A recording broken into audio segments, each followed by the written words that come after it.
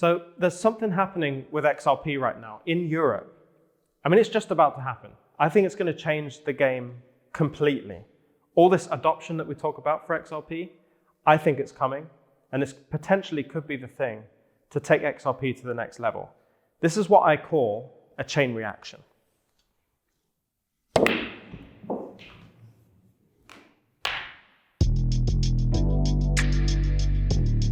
Okay, so there are actually two pieces of news that I want to talk about here. It's not just the one, because they both go in together really well, and one actually contradicts a common thought that most of us have. So let's get into the first one, the piece of news that everyone wants to hear about XRP, but actually has no real impact in really anything. I talked about this a while ago with Molly Elmore, who I've actually had the pleasure of being around in this trip in Italy.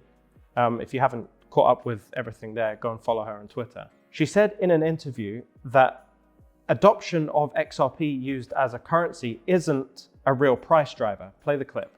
The utility aspect of XRP is incredibly powerful, meaning you can process 1,500 transactions a second. You can move a tremendous amount of value. That's incredibly efficient, but it's not a big price driver. So if the real price driver for XRP isn't its use as a currency, what is it? And I think a recent piece of news that has come out that I alluded to in the intro there is that piece of news. Because we don't necessarily care about companies using XRP as a currency. The reason we don't care about that is because they're using XRP, and the XRP is only being used for 3 to 4 seconds, right? That's what we know and love about XRP. But because it's used so quickly, and is actually the appeal of XRP for institutions to use XRP, is that it's so quick. It's also very cheap and efficient, and it's all kind of publicly available and it's readable on that blockchain. The benefit of XRP to institutions isn't the reason why XRP needs to be of high value. XRP works better when it is a high and stable value. But what we've also found in our exploration of price for XRP and discovering how to calculate the price in the mini documentary that we also made, you can watch that here, the element of stable price is actually extremely subjective. We saw David Schwartz a while ago talk about XRP saying that, it can't be dirt cheap. Well, that's not really conclusive at all, because dirt cheap, what even is that? Is dirt cheap $10,000, or is dirt cheap the current price at 61 cents? It's very subjective, and it's really unknown unless you've run the calculations from an institutional level and you know exactly how much you need the value of XRP to be to work as efficiently as you need it to for your business. So all we know is that the stable price, it just needs to be high enough to be stable. We don't know where that high enough level is, so we can't really use that as a good gauge of a factor that would increase the price of XRP. But what we can use is something that we've all heard countless times, and it's supply and demand. As soon as supply is taken out of circulation, but the demand is going up, the price for the remaining assets also has to go up. And so we might as well reveal the big news here. There's a company in Europe that is launching an XRP ETP. You might have expected me to say ETF there, because ETF is talked about so much with Bitcoin ETFs and all of that kind of stuff. We've also been faked out recently with JP Morgan and all those kinds of things, saying there's XRP ETF funds and all of that. It's very confusing, but an ETP is an exchange traded product. Now, I want you to imagine it like this. An ETP goes right at the top, and below that are a series of other financial products like ETFs. So ETFs are a type of ETP. So when you have an ETP, what's great about this from an investor's standpoint, not you and I, not retail, from an institutional investor's standpoint, is that you can now gain exposure to cryptocurrencies. The specific cryptocurrency we're talking about here is XRP.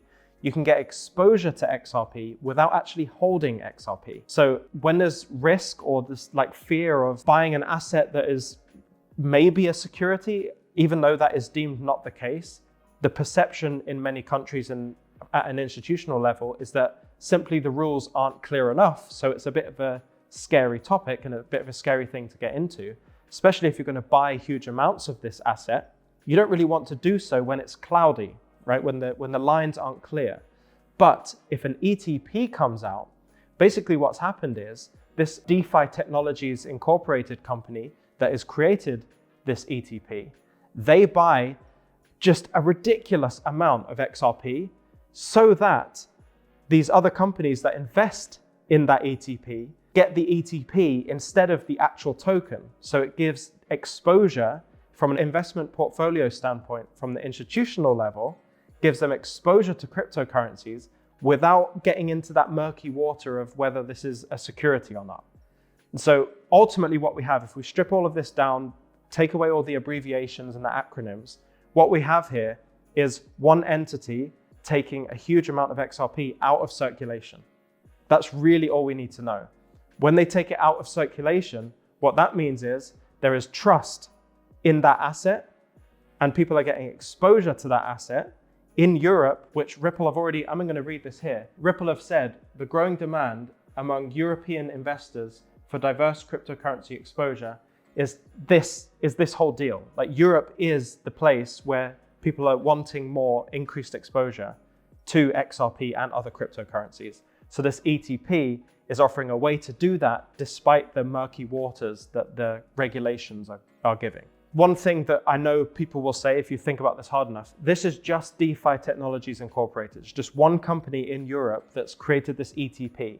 How much money will that actually bring in? Or how much XRP will that actually take out of circulation? The truth is, probably not that much in the scheme of things, but it's something. It's an actual move into the world of taking XRP out of circulation, which, as we know at this point, with almost certainty, if we have less tokens in circulation and higher demand for it, the price is going to go up. So with that knowledge and acknowledging that ETPs drive adoption because it gives people more exposure, then other companies want to buy more as well so they can give their clients exposure. It's what we talked about this at dinner tonight. You weren't here with us, but everyone behind the camera, we all know the virtuous cycle. Molly Elmore talks about this again. When everything starts to kind of fold in front of you and roll out, once you're the first person to jump, like these people, there's going to be others to jump, seeing the success of that jump. We even talked about this with Simon McLaughlin, the CEO of Uphold, where he said, really, when you're talking about blockchain, you don't want to be the first to jump. But Uphold have taken moves to almost be that first to jump, and that's going to lead into so much more adoption moving forward. And like I said in the intro, this is going to be a chain reaction. It's going to be like a snowball effect.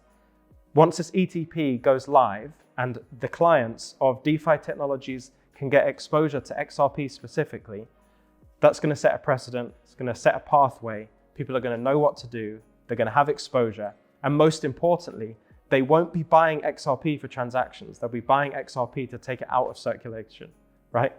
They're taking it out of circulation for their clients to get exposure to the price volatility, not even exposure to the asset to use it as a currency. This is really, really important. So I think, I'm not going to make massive predictions here, but this really is like pushing the snowball off the top of the mountain for the reason that we want it, not the reason that institutions want it. The institutions really want to use XRP because it's fast. Because it's fast doesn't change the price of the asset. We want it taken out of circulation, and that's exactly what this is. And that's all I'm going to say on that. You will all know that keeping on top of all of this is just a nightmare. Sometimes it's a nightmare for me, especially when there's no news going around. But I am someone who, on behalf of you, is doing that research basically every single day. And it's been my mission to deliver that all to you, to relieve you of the task of having to pay attention 24/7 to the news cycle that's constantly trying to grab your attention and feed you oftentimes fake news. So in light of that, I've created the newsletter. And actually next week, Thursday, this coming Thursday, will be the 7th edition of the newsletter, where I summarize in 5 bullet points all of the last week's news and information about XRP, ISO 222, all of the information that you like to hear about. The only difference is you don't have to pay attention 24/7 to get it. What's really good is that the last edition was the first ever edition that came in audio as well. So that will be continuing. There'll be an audio version of the newsletter. So even if you don't want to read it, even if you don't want to do the research and you don't want to read what I've written, you can always just listen in the car or wherever you are. So if you want to subscribe to that, it's absolutely free. The link is in the description. Additionally, in November, we actually had 2 Q&As in the 1% Mastermind with real professionals who are educating everyone on trust structures and estate planning and tax efficiency and life insurance It was unbelievable. December is set to do the same type of thing. But right now we're actually in Modena in Italy filming a project that you'll see. I'll be talking about it. That's why the set is different, and it's this whole thing. We have a pool table in the place we're staying. It's all very fun. But this month also will be a very valuable time in the 1% Mastermind, because we're also adding some extremely talented people from the UK specifically, who can advise on so much stuff professionally, legally, like I can't, because I'm not a professional in this, but they can guide you with tax efficiency, estate planning, all of that kind of stuff, all in relation to cryptocurrency.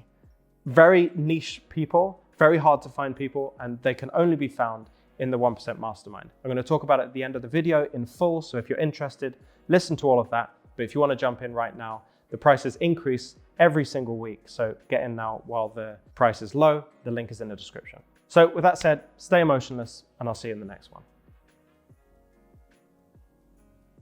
Over the last 6 months, things have started to shift. And by a shift, I mean, over the last 6 months, more people who meet that high net worth individual status have been contacting, asking me if I can facilitate large crypto purchases, connect them with people in private equity.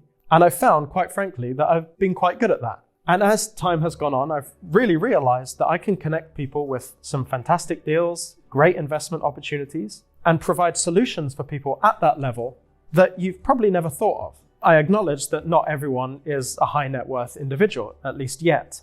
And so that's exactly why I've created the 1% Mastermind. Over the last 2 years of making content, I've seen one of the biggest demands and needs of the audience is to have a list of professionals that you can contact when this whole thing takes off. When all the money comes in, our portfolios are of high value, what now? What do we do? Who do we contact? There's also a group of individuals that want to improve and do business and network among other millionaires to be.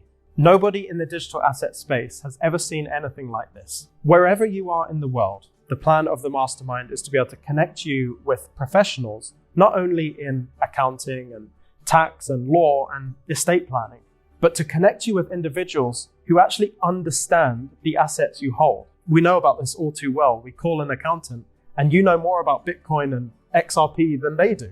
And it's not just a directory of professionals that we're offering here. We also have unique investment opportunities for individuals, even if you don't meet the accredited investor requirements. When you think about diversifying your assets in the long term, you might be considering real estate, venture capital, private equity. You won't need to go over here to find a deal. You won't need to go over here to find a deal. It will all be housed in that one central location, and you'll be surrounded by individuals that are on the same page as you and want the same thing, not just for themselves, but they want the same thing for you. In addition to all of that, we'll also have a library of content answering your specific questions, not made for views, not made for engagement, but made specifically to add value to the library of content that there will be. As time goes on, the price of the membership will actually go up, and likely will go up every single week from here on out. So join the 1% Mastermind today, and I'll see you in there.